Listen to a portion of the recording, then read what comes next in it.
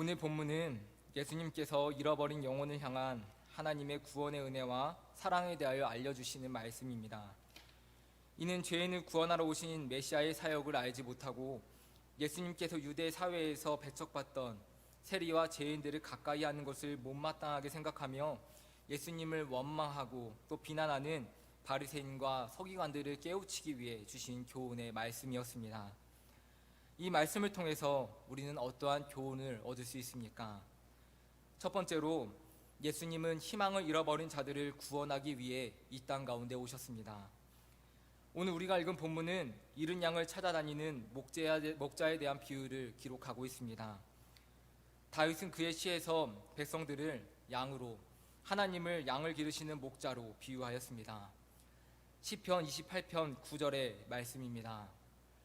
주의 백성을 구원하시며 주의 산업에 복을 주시고 또 그들의 목자가 되시어 영원토록 그들을 인도하소서. 다윗은 주의 백성을 구원하시며 주의 산업에 복을 주시고 또 그들의 목자가 되어 주셔서 영원토록 인도해 달라고 간구하였습니다. 다윗의 이 간구에서 주목해서 보아야 할 단어가 있습니다. 바로 주의 백성, 주의 산업이라고 하는 단어입니다. 이 두 단어의 공통점이 무엇입니까? 바로 다윗을 포함하여 이스라엘 백성들은 하나님의 소유라고 하는 사실입니다. 이것은 저희의 목자라는 말에도 암시되어 있습니다. 양들은 목자의 소유입니다. 즉 다윗은 지금 이스라엘이 자신의 소유가 아닌 하나님의 소유임을 고백하는 것이고, 이스라엘의 목자이자 주이신 하나님께 그 소유를 지키시고 또 복주실 것을 호소하고 있는 것입니다. 이스라엘은 하나님이 자신의 소유로 삼기 위해 만민 중에 택한 그의 백성이었습니다. 그리고 이는 오늘 우리 성도들도 마찬가지입니다. 우리 역시 하나님께서 소유로 삼기 위해 택하신 하나님의 백성입니다. 우리는 하나님의 산업이고 또한 하나님의 양입니다. 양의 희망과 힘의 원천이 어디에서 나오겠습니까? 바로 목자에게 있습니다. 양에게는 반드시 목자가 필요합니다. 왜 그렇습니까? 양은 시력이 나빠서 다가오는 적을 발견하는 것이 어렵습니다. 또 적에 맞서 공격할 수 있는 날카로운 발톱이나 이빨도 없고, 또 적에게서 도망갈 수 있는 긴 다리도 가지고 있지 않습니다. 그래서 야생동물이 접근해 오면 그 자리에서 어쩔 줄을 모르고 우왕좌왕하다가 동족끼리 압사하는 경우가 많이 있다고 합니다. 또한 목자가 주기적으로 털을 깎아주지 않는다면 털이 너무 길게 자라서 더위를 견디지 못할 뿐만 아니라 털 무게에 스스로 눌려 제대로 활동하지 못하기 때문에 야생에서 자력으로 생존할 수가 없습니다. 바로 이러한 이유로 양에게는 목자가 절대적으로 필요합니다. 양은 오직 목자의 인도를 받을 때에 바른 길로 갈 수 있고, 목숨을 노리는 사나운 짐승들로부터 보호를 받을 수 있으며 평안함 가운데 살아갈 수 있습니다. 그렇다면 우리의 인생은 어떻습니까? 이사야 선지자는 이사야서 53장 6절에서 우리는 다 양 같아서 제 갈 길로 간다 라고 탄식하였습니다. 우리 인생들도 양들과 다르지 않다는 것입니다. 시력이 나빠서 어디가 옳은 길인지 어디가 위험한 길인지 판단하지 못하는 양들처럼 죄로 인하여 영적 시야가 어두워진 우리 인생들도 스스로는 어디가 바른 길인지, 어디가 생명의 길인지, 어디로 가야 꼴을 얻을 수 있을지 알지 못해 방황하기는 마찬가지입니다. 또한 인생들은 강한 듯 보이지만 실제로는 지극히 무력한 존재들입니다. 왜 그렇습니까? 우리의 육신은 따뜻한 햇빛, 맑은 공기와 물, 때에 따른 비가 없다면 잠시도 살아갈 수 없습니다. 이것은 영적으로도 마찬가지입니다. 우는 사자와 같이 그 넘어뜨릴 자를 찾아다니는 악한 사단으로부터 우리는 자신을 지켜낼 수 없습니다. 그러하기에 인생은 그대로 방치해두면 영원히 망하는 길로 갈 수밖에 없습니다. 우리는 이사야 선지자의 말과 같이 양과 같은 무력한 존재들입니다. 그러므로 우리에게도 목자가 절대적으로 필요합니다. 우리가 바른 인생길을 가고 사단의 공격으로부터 영혼을 지키며 죄를 씻어 깨끗해 되기 위해서는 반드시 목자가 필요한 것입니다. 이와 관련하여 예수님께서는 요한복음 10장 11절 이하에서 자신을 가리켜 이와 같이 말씀하셨습니다.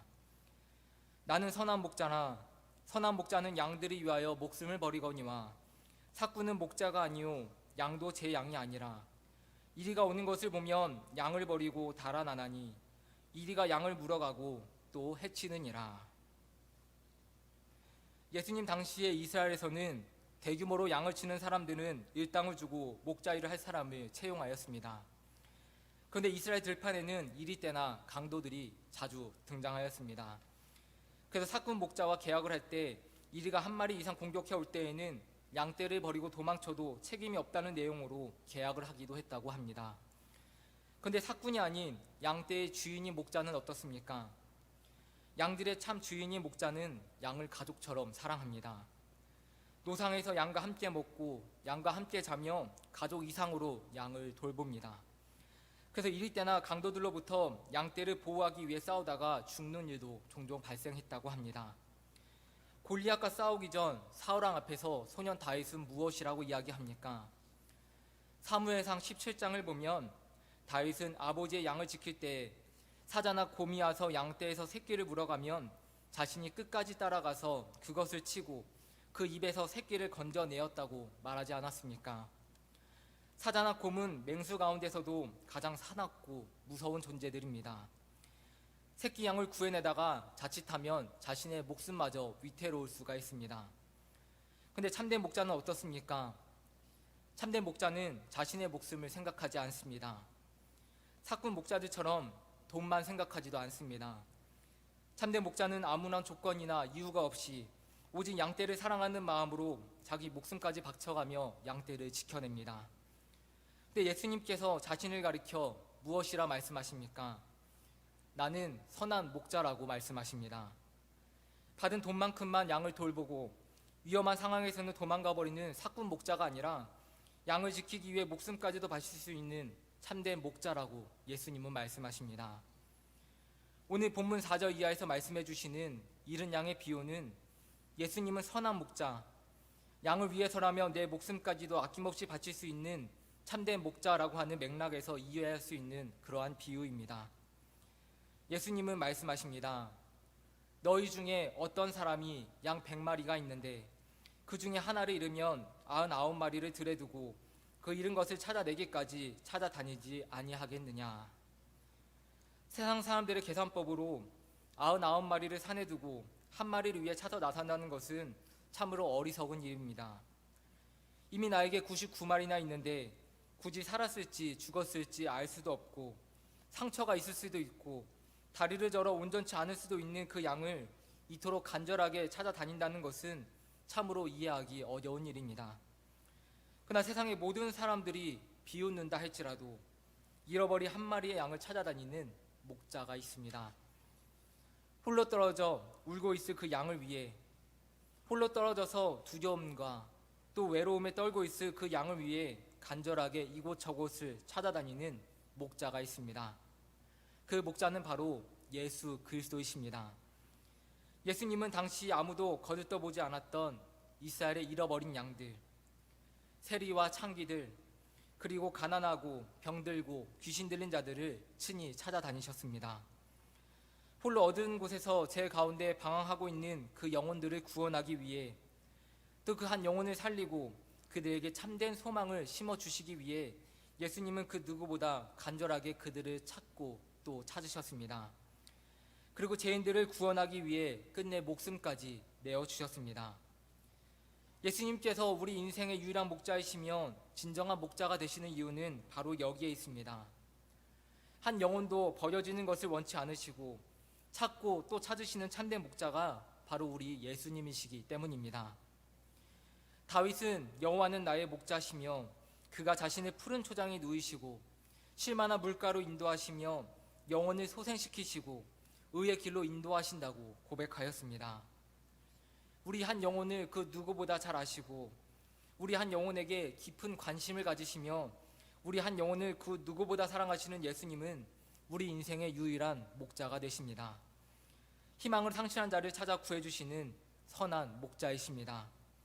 죄인을 찾아 구해주시고자 영광스러운 천국을 떠나 누추하고 죄악이 가득한 이 땅으로 친히 오신 분이 바로 우리 예수님이십니다.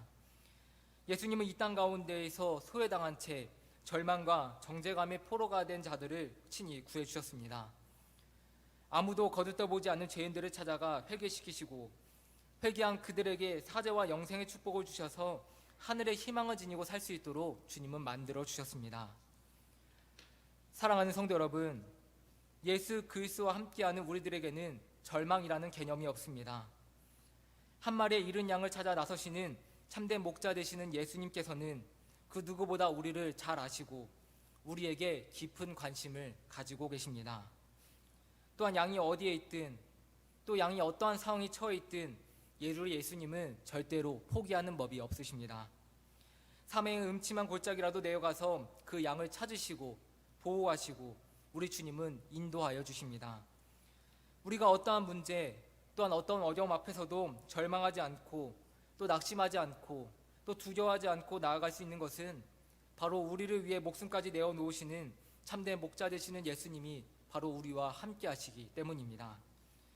주님은 오늘도 우리와 함께 하시며 우리에게 천국의 소망을 주십니다. 우리 주님은 성도 한 사람을 구원하기 위해 저 영광스러운 하늘에서 이 추하고 더러운 세상으로 내려오신 분이십니다. 사랑의 위대한 진명 없이는 절대로 할 수 없는 일입니다. 우리 성도에 대한 주님의 사랑과 구원의 진념은 자신의 목숨까지 버릴 정도로 강하고 또 영원한 것입니다. 주님은 한 마리의 양도 잃지 않고 다 주님의 품 안에서 영원한 안식을 누리도록 한 영혼 한 영혼을 보살피시고 또한 잃어버린 영혼들을 끝까지 찾아내실 것입니다. 우리는 모두 선한 목자 되시는 예수님 품에 안긴 행복한 양들입니다.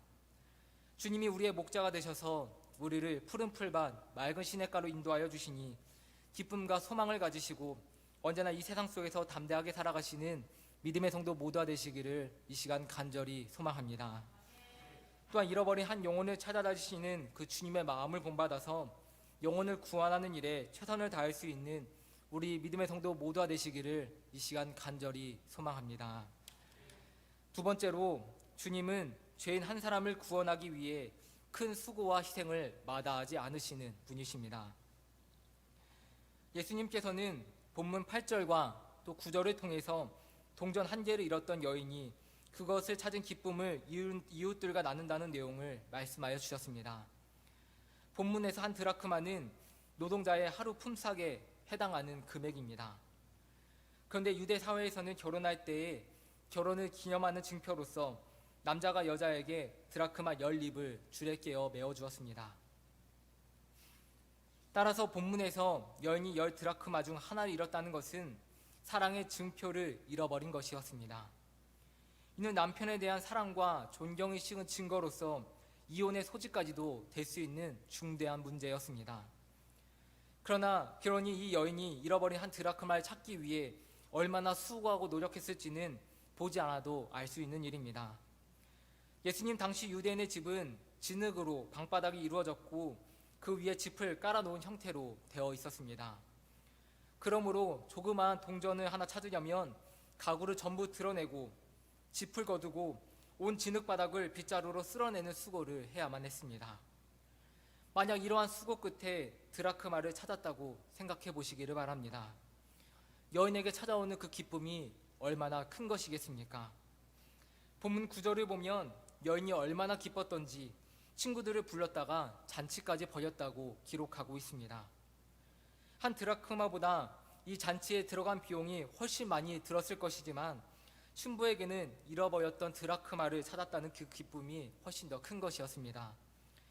이 비유는 한 죄인을 구원하기 위한 주님의 수고와 희생에 대한 비유입니다. 실로 주님께서는 한 죄인을 구하기 위해 큰 수고와 희생을 치르셔야만 했습니다. 여인은 드라크마를 찾기 위해 자신이 기거하는 방의 짚을 걷어내고 가구를 옮기고 더러운 먼지를 뒤집어 쓰며 종일토록 빗자루질을 해야만 했습니다. 우리 주님도 죄인 한 사람을 구원하기 위해 영광스러운 하늘 처소를 떠나 추한 죄인의 세상으로 오셔야만 했습니다. 주님으로서는 큰 자기 희생이 아닐 수 없었습니다. 또한 여인은 방바닥을 등불로 비춰가며 방 안을 샅샅이 쓸어야만 했습니다. 오래된 진흙 먼지를 뒤집어 쓰면서 여인은 이 동전을 찾고 또 찾아야만 했습니다. 이처럼 우리 주님도 천국 복음을 죄인들에게 전하기 위해 온갖 수고를 다하셨습니다. 흙먼지를 뒤집어 쓰고 지친 다리를 이끄시며 온 유대와 예루살렘과 사마리아 땅끝까지 구석구석 찾아가 천국 복음을 전파하셨습니다.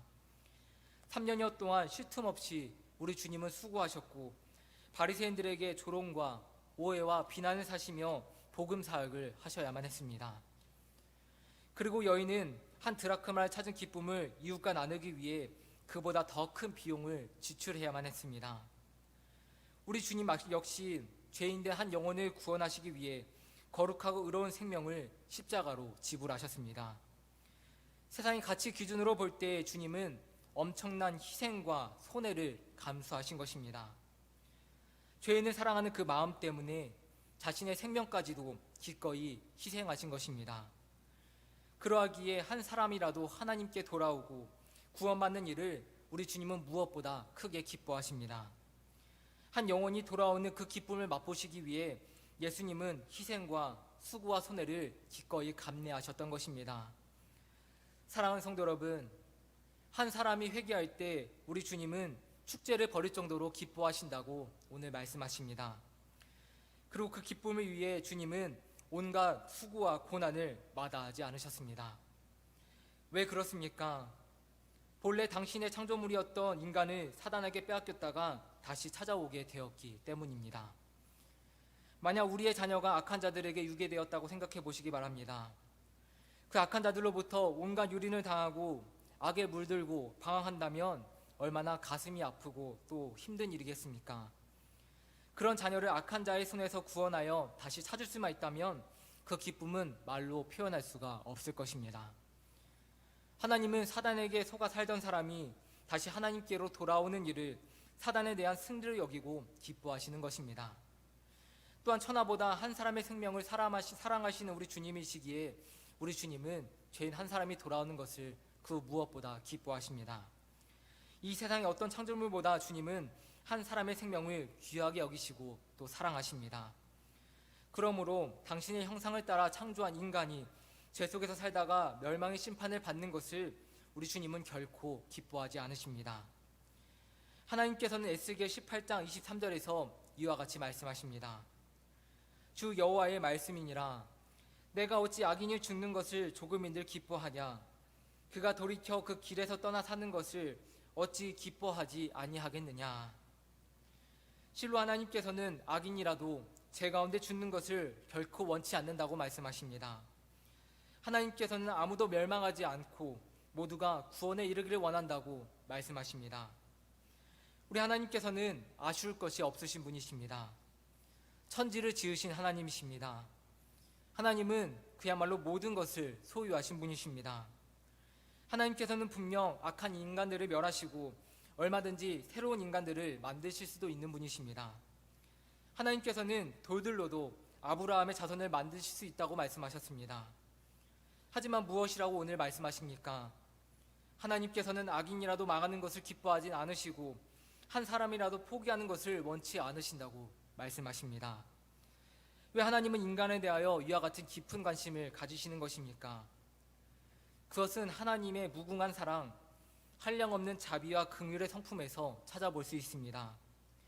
인간은 그저 하나님의 피조물에 불과한 것이지만 하나님께서는 당신의 형상과 모양대로 지으신 인간을 너무나도 사랑하시며 비록 악인이라 할지라도 구원에 이르기를 원하고 또 원하시는 것입니다. 이처럼 죄인된 인간을 모든 죽음과 멸망에서 구원하시는 것은 하나님의 최대의 관심이며 또 소원입니다. 하나님의 이와 같은 소원은 바로 예수 그리스도의 대속 사역을 통해 나타나게 되었습니다. 예수님은 하나님의 아들이셨지만 인간들을 대신하여 죽으셨습니다. 이와 관련하여 성경은 하나님이 세상을 이처럼 사랑하사 독생자를 주셨으니 이는 저를 믿는 자마다 멸망치 않고 영생을 얻게 하려 하심이라 라고 말씀하였습니다. 하나님이 그 아들을 세상에 보내신 것은 세상을 심판하려 하심이 아니요 그로 말미암아 세상을 구원을 받게 하려 하심이라고 성경은 증언하고 있습니다. 이는 하나님께서 인간을 구원하는 것을 최대의 소원으로 삼으신다는 것을 보여주는 확실한 증거의 말씀입니다. 예수님께서는 드라크마의 비유를 정리하시며 죄인 한 사람이 회개하면 하나님의 사자들 앞에 기쁨이 된다라고 말씀하셨습니다. 실로 하나님께서는 할 수만 있으면 모든 사람을 구원하기를 원하십니다. 우리는 하나님의 사랑과 은혜로 구원에 이른 자들로서 항상 하나님의 뜻에 순종해야만 합니다. 그리고 하나님의 소원을 이루어 드리기 위해 우리는 날마다 힘쓰는 사람들이 되어야 합니다. 죄인을 구원하시는 주체는 하나님이시지만 우리는 죄인을 구원하기 원하시는 하나님의 손과 발, 또 하나님의 입이 되어서 죄인들로 회개하여 구원에 이르는 길을 제시할 수 있어야만 합니다. 사랑하는 성도 여러분, 우리는 이미 하나님의 크신 은혜로 구원을 받았고 예수 그리스도를 통해 보이신 하나님의 사랑이 얼마나 큰지를 깨닫게 되었습니다. 우리 한 사람을 구원하기 위해 우리 주님은 먼지를 뒤집었으며 온 집안을 쓸고 닦아내셨습니다. 이러한 주님의 마음과 사랑을 깨닫고 우리에게 보여주신 그 은혜에 감사하며 온 마음과 정성을 다해 우리 하나님을 사랑하는 믿음의 성도 모두가 되시기를 이 시간 간절히 소망합니다. 한 영혼이 회개하여 구원받는 것이 하나님께서 가장 기뻐하시는 일이라고 오늘 말씀하셨습니다. 하나님의 소원인 구원의 복음을 증거하는 일에 최선을 다하여 우리 하나님께 큰 기쁨을 드리는 귀한 모든 믿음의 성도 모두가 되시기를 이 시간 간절히 소망합니다. 아멘. 우리 이 시간 함께 찬송하겠습니다. 우리 찬송가 505장 온 세상 위하여 우리 함께 찬송하시겠습니다.